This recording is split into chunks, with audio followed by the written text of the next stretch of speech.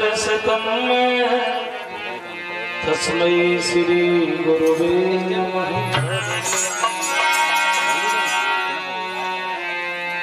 सर्वमंगल मांगल्ये शिवे सर्वार्थ साधिके शरण्ये त्र्यंबके गौरी नारायणी नमोस्तुते।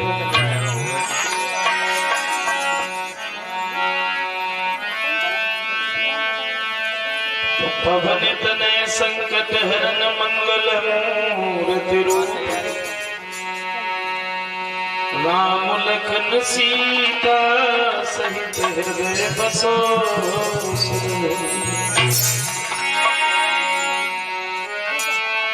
सुनाए हमने पवन सुत जहाँ राम की हो गया, आप रहते वहीं पर थोड़ी की सब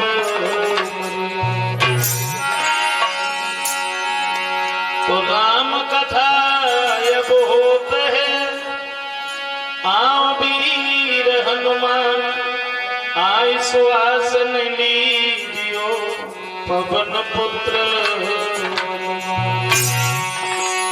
बोलिए गोविंद भगवान की।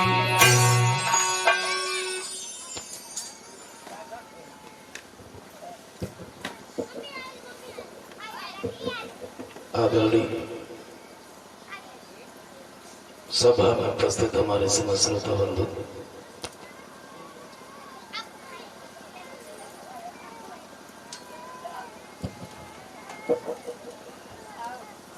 आइए गौर करते हैं कथा की तरफ।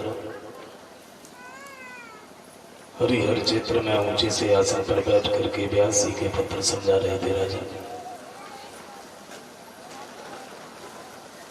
भगवान श्री राम के बारे में कि भगवान श्री राम का अवतार कब हुआ, क्यों हुआ और कैसे हुआ।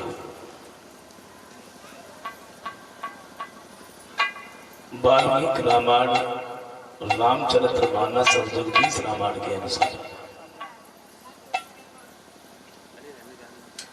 अयोध्या में महाराज अज के जो पुत्र थे दशरथ, और दशरथ के घर में 3 रानियां थी, कौशल्या, कैकेयी और सुमित्रा। महाराज दशरथ के राज्य में सब लोग बड़े आनंद से रहते, किसी बात की कोई कमी नहीं, कोई कष्ट नहीं।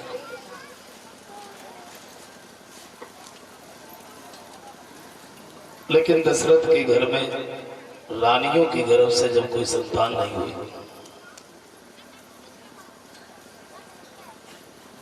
तो एक दिन महाराज दशरथ दरबार में बैठे हुए थे। मन ही मन में इन्होंने एक बात सोची है। बाबा तुलसीदास जी ने रामचरितमानस में लिखा,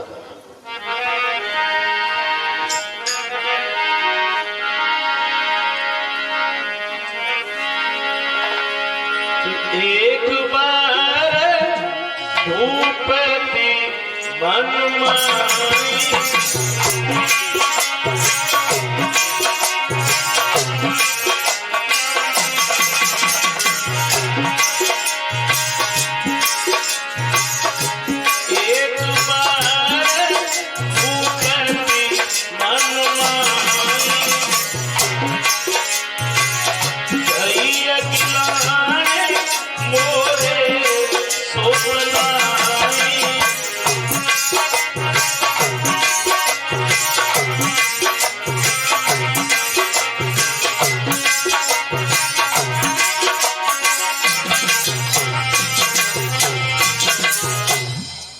महाराज दशरथ ने यही सोचा।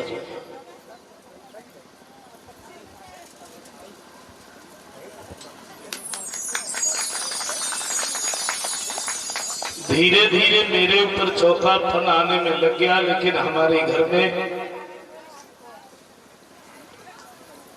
रानियों की गर्भ से कोई संतान नहीं, और अब तो हमें ऐसा लग रहा है कोई पुत्र होगा भी नहीं। इसी बात को सोच करके महाराज दशरथ जो थे ये गुरु वशिष्ठ के नजदीक पहुंचे हैं। इनका चेहरा बड़ा उदास था,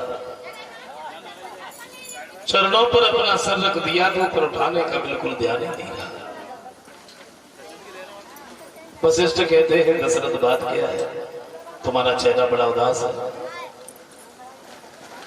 वही बात समझाई महाराज, बस एक कष्ट है कि कोई संतान नहीं है। अब तो हमें ऐसा लग रहा है कि कोई पुत्र होगा भी नहीं। बोले तुम इतने परेशान मत हो,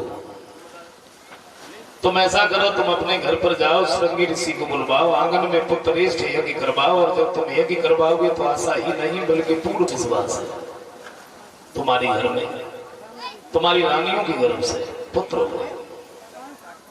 महाराज दशरथ ने वही किया। जब ये घर पर आए हैं, इन्होंने श्रृंगी ऋषि को बुलवाया, गुरु वशिष्ठ को भी बुलवाया। कब? चैत्र के शुक्ल पक्ष की 8 है। और जब इन्होंने पुत्रेष्ठ यज्ञ करवाया तो बाबा तुलसीनाथ जी कहते हैं कि श्रृंगी ऋषि और वशिष्ठ बुलावा, पुत्र काम शुभ यज्ञ करावा।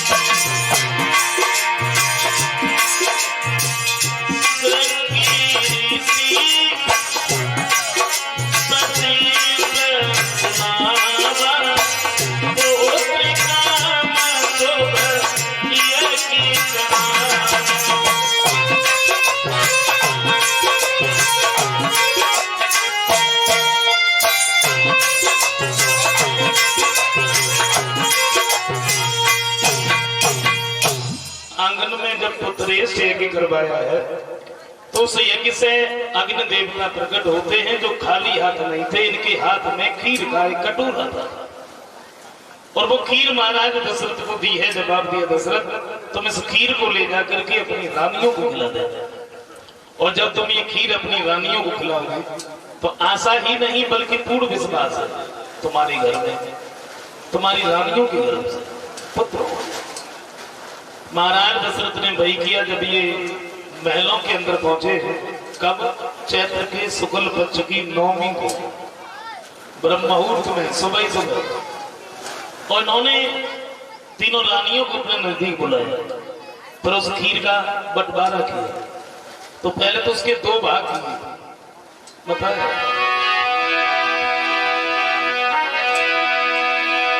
तो अरब भाग कौशल्य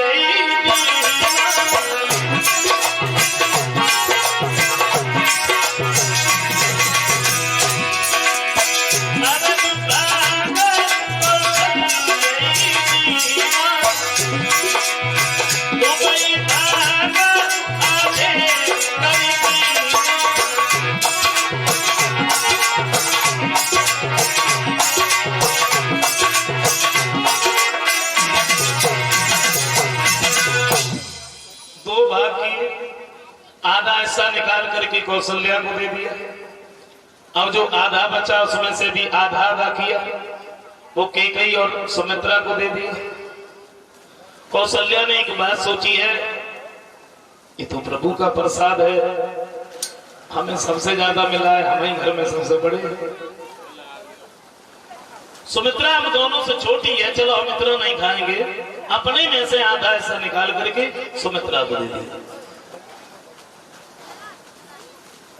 तीनों रानियों ने जब खीर खाई है तो तीनों रानियां गर्भ धारण करती। महाराज दशरथ बड़े प्रसन्न, लेकिन बाबा तुलसीदास जी ये कहते हैं कि जब रानियों ने खीर खाई तब अत्याचार भी बहुत हो रहा था। बाड़े खल बहु चोर जुआरी, झेलम तट पर धन पर नारी, और मान ही मातु पिता नहीं देवा, साधु नसन करवा सेवा। अत्याचार भी बहुत हो रहा था। पाठशालाओं में पढ़ाई नहीं होती थी, बल्कि नरों के मांस पकाए जाते थे। विद्वानों का सम्मान नहीं होता। जिस जगह पर विद्वान मिल जाते हैं, सबको पकड़ करके दीवार में मार देते थे। महात्माओं को जबरदस्ती बारूदी पिला देते थे, शराब। और जब अत्याचार हो रहा था तो पृथ्वी गाय का भेष धारण करके रोने लगे। भगवान को आवाज लगाइए, प्रभु अब हमारी रक्षा करो।